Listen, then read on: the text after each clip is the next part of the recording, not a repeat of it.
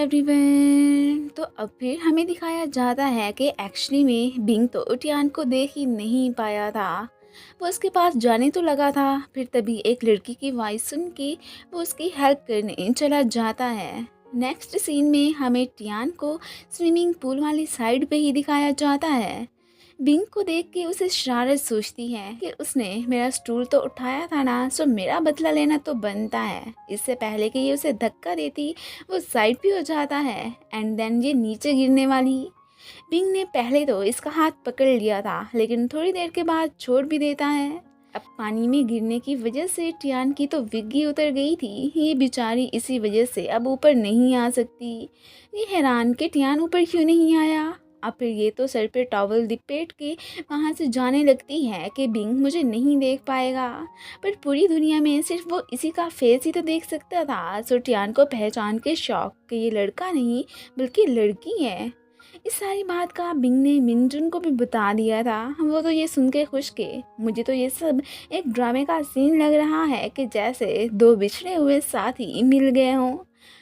इसने तो उसकी बातों को इग्नोर करके टियान के लड़की होने की बात अथॉरिटी को बताने का डिसाइड कर लिया था कि उसका इधर स्टे करना सही नहीं है। अब इससे पहले कि वो ऑफिस का डोर ओपन करता, ऊपर से टियान आ जाती है। इस मैडम को पता चल चुका था कि बिंग अपनी फैमिली के अगेंस्ट इस यूनिवर्सिटी आया हुआ है। सो वो उसे ब्लैकमेल करने लगती है कि अगर तुम ये नहीं चाहते हो कि तुम्हारे इस सीक्रेट का किसी को पता चले तो तुम्हें मेरे ऑर्डर्स मानने होंगे। वो इससे अब बस इतना ही कहने लगा था कि क्या तुम मुझसे ये नहीं पूछोगी कि मैं आखिर इधर क्या कर रहा हूँ। वो तो इस सब में कोई इंटरेस्टेड नहीं थी। उसके सर पे तो बस फिलहाल इसकी कमज़ोरी जान लेने की खुशी ही सवार थी। सो नेक्स्ट सीन में हमें फिर सभी बॉयज़ को हॉस्टल में रूम सेलेक्ट करने के लिए ग्राउंड में ही दिखाया जाता है। अब बस दो ही सिंगल रूम बचे थे और उन्हीं के लिए ही सबने compete करना था। टियान को सिंगल रूम ही चाहिए था ताकि उसे किसी लड़के के साथ शेयर ना करना पड़े। वो सही निशाने पे बॉल मारने की कोशिश तो करती है, बट उसका निशाना गलत लगता है। उसे फिर ट्विन रूम ही मिलने वाला था। ये अब बिंग को इशारे से सिंगल रूम वाले निशाने पे मारने को कहती है कि वो फिर तुम मुझे दे देना। वो भी ठहरा विलन जानबूझ के ट्विन रूम वाले स्टैंड पे ही निशाना मारता है। तब तो इसे बिंग पे बहुत ही ज़्यादा गुस्सा आता है कि मैंने कहा था ना ये सिंगल वाले रूम पे निशाना मारना। अब वो फिर इसी के साथ ही रूम शेयर करने वाली थी। अब रूम में आते ही फर्स्ट वो इसे टॉवल देने का ऑर्डर दे देता है। ये बेचारी अपनी आइज़ क्लोज करके देने ही लगी थी कि फिर अचानक देखती है कि उसने शुक्र है ड्रेस पहनी हुई है। जैसे ही अब ये शॉवर लेने जाती है, वो बाहर बैठ के यूँ आवाज़ें निकाल के प्रीटेंड करने लगता है कि जैसे कोई लड़का वहाँ पे है और वो अभी बाथरूम में ही आने वाला है। ये अब जल्दी से बालों को समेट के बाहर निकल आती है। वो इसकी लेग्स को देख के इसे भी चिढ़ाने लगता है कि वाह यार तुम्हारी तो लेग्स बहुत ही सुंदर हैं। वो जल्दी से फिर अंदर ही घुस जाती है। रात को इसे सोने भी नहीं देता एंड इसके पास आके कहता है कि मुझे स्लीप वॉक की बीमारी है। सो अगर मैं तुम्हारे साथ कुछ गलत करूँ तो माइंड मत करना, वैसे भी दिन में मैं सब भूल ही जाता हूँ। ये बेचारी पूरी रात जाग के गुजार देती है, जिसकी वजह से सुबह तो इसकी हालत काफ़ी ख़राब हो चुकी थी। अब इसने फिर से उसे किस करने का सोच लिया था कि मुझे ये जल्दी करके इससे जान छुड़ानी होगी, वरना मेरी लाइफ तो हेल बन के रह जाएगी। जब उसके सामने बेहोश होने का नाटक करने लगती है। एक दफ़ा तो वो इसे लेकर परेशान हो गया था, फिर जैसे ही उसकी हरकतें देखता है तो उसकी इंटेंशन समझ जाता है। अब ये इंटरनेट पे बेहोश लोगों को होश में लाने की ट्रिक्स देखने लगा था। फिर बिंग जानबूझ के उसके चेस्ट की तरफ फिंगर्स रख के कहता है कि अच्छा तो मुझे यहाँ पे प्रेस करना होगा। इतने में ये खुद ही उठ के अपने ठीक होने का बता के वहाँ से भाग जाती है। अब जब कोच माँ क्लास मॉनिटर बनाने के लिए सिलेक्शन कर रही होती हैं, तो ये साहब अपनी चालाकी से टियान को ही बनवा देता है। उसे तो रह रह के बिंग पे गुस्सा ही आई जा रहा था कि आखिर इसे मुझसे मसला क्या है। अब शाम की प्रैक्टिस में टियान तो लेट पहुंची होती है, तो कोच माँ उस पर गुस्सा करके 100 गोल्स डिफेंड करने की पनिशमेंट देती हैं। अब अपनी यूनिवर्सिटी में जगह बनाने के लिए उसे ऐसा करना ही था। अब फिर 70 गोल्स करने पे तो उसकी बस ही हो जाती है। अब बिंग को उसके लिए काफ़ी बुरा लगता है। आखिर को वो जानता था कि ये लड़की है, सो इसके लिए ये सब कितना टफ होगा। खुद फिर उसे ये कह के ज्वाइन करता है कि ये लेट मेरी वजह से ही हुआ था, सो पनिशमेंट मुझे भी मिलनी चाहिए। कोच माँ ने तो इनकी पनिशमेंट बढ़ा ही दी थी। खैर जैसे तैसे करके इन्होंने अपना वर्क कंप्लीट कर ही लिया होता है। अब कोच माँ के फेस पे स्माइल ही दिखाई जाती है। मीन वो जानबूझ के ही इनकी स्ट्रेंथ जानने के लिए ही उनसे ऐसा करवा रही थी। खैर अभी तो टियान को बिंग बहुत ही अच्छा लगता है कि इसने मेरी कितनी हेल्प की है। अब इधर वो बेहोश ही हो गई थी, सो अगले लम्हे हमें उसे हॉस्पिटल में ही दिखाया जाता है। शाओ उसे विजिट करने आई थी। डोर ओपन देख के तो यहाँ पे बिंग जो कि इसे पूछने आया था बाहर खड़ा इनकी बातें सुनने लगता है। शाओ इसे यूं छोड़ने की बात करती है बट ये नहीं मानती कि मैं अपनी मॉम की खातिर ही इधर आई हूँ। उन्हीं का ड्रीम मुझे फिगर स्केटर बनाने का था, सो चलो आइस हॉकी टीम में आई, ये भी बड़ी बात है। बाकी रही बिंग की बात तो वो शाओ के सामने उसकी तारीफ़ें करने लगती है कि वो जितना बुरा दिखता है वैसे मन का बहुत अच्छा है। वापिस रूम में आकर इसने बिंग से कह दिया था कि तुम्हारी हेल्प करने के बदले में मैं तुम्हारे सीक्रेट का अब किसी को भी नहीं बताऊंगी कि तुम अपनी जगह पे अपने मामा जी को यूं ही भेजते हो। यहाँ पे वो इसकी चोट भी नोट कर चुका था। अब उसे इसकी रेड डायरी दिखाने लगता है जो कि इसे उसकी प्लेस से मिली थी। इसमें बिंग को किस करने के 100 वेज लिखे थे। एक्चुअली में ये टियान ने नहीं बल्कि जैन ने बनाई थी। अब ये उससे वो वापस लेने की ट्राई करती ही है पर उसके ऊपर ही गिर जाती हैं। अब इससे पहले कि वो इसे किस करती तो वो इसे कहने लगता है कि तुम्हारे तो मुझे अप्रोच करने के तरीके बाकी गर्ल्स की निस्बत काफ़ी डिफरेंट हैं। वो फ़ौरन से फिर उठ बैठती है। अब यहाँ पे उसके चोट पे मेडिसिन ये लगाने लग जाता है। इसके लिए टियान फिर उसे थैंक्स कहती है। अब इससे पहले कि उसके बिंग को लेके ख्यालात बदलते, ये फ़ौरन से उससे डायरी छीन लेता है कि ये मत सोचना कि अब ये तुम्हें वापस मिलेगी। अब नेक्स्ट सीन में हमें इन दोनों को अपने टीममेट्स के साथ प्रैक्टिस करते ही दिखाया जाता है। तभी इतने में figure skating coach miss Shri की एंट्री होती है। उसे देख के टियान चुपने ही लगी थी कि कहीं ये मुझे पहचान ही ना लें। आखिर को एंट्रेंस एग्ज़ाम वाले दिन यही तो जज थी और टियान को तो वो पहचानती थी। इसे छुपते बिंग भी देख लेता है। मिस चुई को फिगर स्केटिंग गर्ल्स के और आइस हॉकी टीम के टाइम टेबल पे इशू था कि ये ज़्यादा वक्त आइस ग्राउंड में गुजारते हैं। अब मिस माँ ने तो टाइम शेड्यूल बनाने की रिस्पॉन्सिबिलिटी टियान और बिंग को ही दे दी थी। अब रूम में आके ये तो फिर चुपके से बिंग की प्लेस से अपनी डायरी उठाने की कोशिश करने लगती है।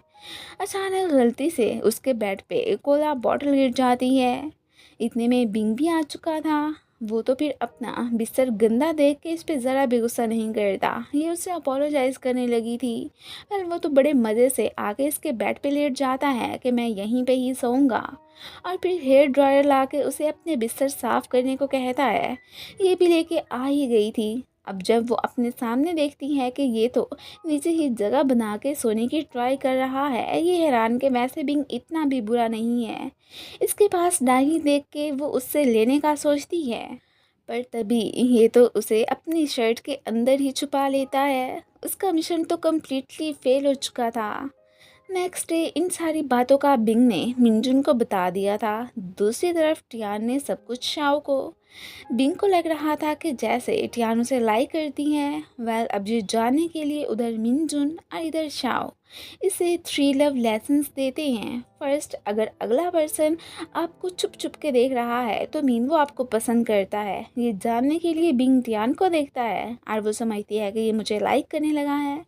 नेक्स्ट, एक दूसरे को ढूंढने का था। अब बिंग इसे इसलिए फॉलो करता है कि कहीं ये मुझे ढूंढ तो नहीं रही, पर वो ऐसा नहीं करती। यहाँ पे ये ज़रूर समझ लेती है कि ज़रूर ये मुझे लाइक करता है। थर्ड था 10 सेकंड्स के अंदर रिप्लाई देने का। जब ये बिंग को मैसेज करती है वो फ़ौरन से इसे रिप्लाई देता है कि देखते हैं ये कब जवाब देती है, पर वो तो इसे बिना रिप्लाई दिए ही फिर सो जाती है। अब वो तो अपनी कंडीशंस पे पूरा नहीं उतरी थी बट बिंग के पॉइंट्स स्टिक हो जाते हैं। अब टियान को तो साफ लग रहा था कि जैसे बिंग उसे पसंद करता है। अब कोच माँ शेड्यूल देने के लिए टियान को चूज़ करती हैं। फिर उसकी सिचुएशन को देख के ये समझ जाता है कि ये उनके सामने नहीं जाना चाहती, सो इसलिए बिंग खुद ही फिर वहाँ जाने का डिसाइड करता है। जहन टियान से मिलने हॉस्टल आया था और इन्हें साथ में क्लोज देख के बिंग तो बहुत जेलस फील करता है। वो जब सुनता है कि ये तो इस लड़के के साथ खाना खाने जा रही है, इसलिए फ़ौरन से इसे इमरजेंसी में मैसेज करके अपने पास आने को कहता है। वो भी आ ही गई थी कि आखिर क्या हुआ। अब बिंग तो अभी के अभी इसे अपनी बेडशीट धोने का ऑर्डर दे देता है। ये हैरान कि आखिर बिंग को अचानक हो क्या गया है। कभी ये कितना अच्छा बन जाता है और अब देखो ज़रा कितना खड़ूस। ये इधर अपनी बहन के आने का वेट कर ही रहा था कि इतने में मिंगना के टकराने से इसकी आइसक्रीम नीचे गिर जाती है। इन दोनों का तो यहाँ पे जैसे ही इनकाउंटर होता है, जहन को अपने पास रोमांटिक सॉन्ग्स और लाइट्स जलती ही दिखाई देने लगी थी। वेल, अब आगे जाके इन्हीं की स्टोरी स्टार्ट होने वाली है, सो रेडी रहना। बिंग तो खुद इसके पास बैठ के बेडशीट धुलवाता है। अब यहाँ पे उसे झाड़ते हुए टियान तो गलती से इसके क्लोज ही आ जाती है। किस करने का ये सही मौका था। जैसे ही ये उसे अपने ऊपर लाइन मारने की बात करता है तो वो साइड पे हो जाती है। इतना सब कुछ करवाने के बाद भी वो इसकी जान नहीं छोड़ रहा होता कि कहीं ये फिर से उस लड़के के साथ खाना खाने ना चली जाए। ये बाहर मीना को देख के ज़ोर से उसे आवाज़ लगाती है। अब उसे इसके साथ फंसा के खुद तो शरारती सी स्माइल पास करती वहाँ से चली जाती है। टियान जैन के साथ मिलके बड़े मज़े से खाना खा ही रही थी कि इतने में ये साहब भी आ जाते हैं। जैन खुद को टियान का फ्रेंड कह के ही इंट्रोड्यूस करवाता है, हैंडशेक करते हुए मानो कि दोनों में मुकाबला ही लग गया हो। फिर टियान को ही इनके हैंड्स पीछे करने पड़ जाते हैं। जहन इसे खुद को खाना खिलाने के लिए ही कहता है। अब ये क्या करती, ये भी उसे खिलाने लग जाती है। इसके पास तो इसके अलावा कोई चॉइस ही नहीं थी। बिंग को ये सब अच्छा नहीं लगता और वो जलता भूनता फिर वहाँ से चलता बनता है। अब फिर जहन इसे कहने लगा था कि तुम मानो या ना, बिंग तुम्हें लाइक करने लगा है। अब मुझे फ़ौरन से उसके लिए खाना लेके आ चुकी थी, पर वो आगे से इस पे चिल्ला के वहाँ से चला जाता है। पहले ही उसका काफ़ी मूड ऑफ था। इस सारी बात का इसने मिनजुन को बता दिया था। वो तो अभी के अभी उसे टियान को जाके मनाने के लिए कहता है कि लड़कियों का दिल बड़ा नाजुक होता है। अब फिर मनाने की बारी इसकी थी। इवन कि वो उसे रेड डायरी भी दे ही देता है, फिर भी वो इससे नाराज़। अगले दिन टियान इक्विपमेंट रूम में अपनी फ्रेंड्स लड़कियों को देख के छुपने लगती है कि कहीं वो मुझे पहचान ही ना ले। तभी अचानक उसकी तो यहाँ पे वेट करते करते आँख ही लग जाती है। जैसे ही वो उठती है तब तक रूम में अंधेरा छा गया था, ऊपर से रूम भी लॉक। इधर ये परेशान कि अब तक तो टियान वापस आ जाती थी, पर अभी तक क्यों नहीं आई। जहन फिर उसे देखने रूम में आ चुका था। अब दोनों ही टियान को लेके परेशान हो जाते हैं कि आखिर वो गई तो गई कहाँ। ये अब फ़ौरन से सीसीटीवी कैमरा में देखने जाते हैं। तभी बिंग को उसके इक्विपमेंट रूम में जाने का पता चल जाता है, सो फ़ौरन से उसे लेने वहाँ पे पहुँच आया था। आगे से वो बेहोश, इसलिए ये उसे उठा के जाने लगता है। तभी उसे होश आ ही चुका था। यहाँ पे बिंग को पता चल जाता है कि जहन टियान का भाई है और कुछ नहीं। उसके बताने पे ये फिर अपनी हेल्प करने पे बिंग को थैंक्स कहती है। वो तो इसकी बहुत ही ज़्यादा ग्रेटफुल हो चुकी थी। जहन के जाते ही ये दोनों भी फिर साथ में रूम की तरफ जाने लगते हैं। अचानक ही टियान को शरारत सूझती है। वो तो स्नोबॉल्स बना के इसे मारने लगती है। अब ये सब इंजॉय करते हुए अचानक ही टियान का पाँव फिसल जाता है और वो सीधा जाके बिंग पे गिरती है और दोनों की फाइनली किस हो ही गई थी। और इसी के साथ ही ये पार्ट ख़त्म हो जाता है। Thanks for watching.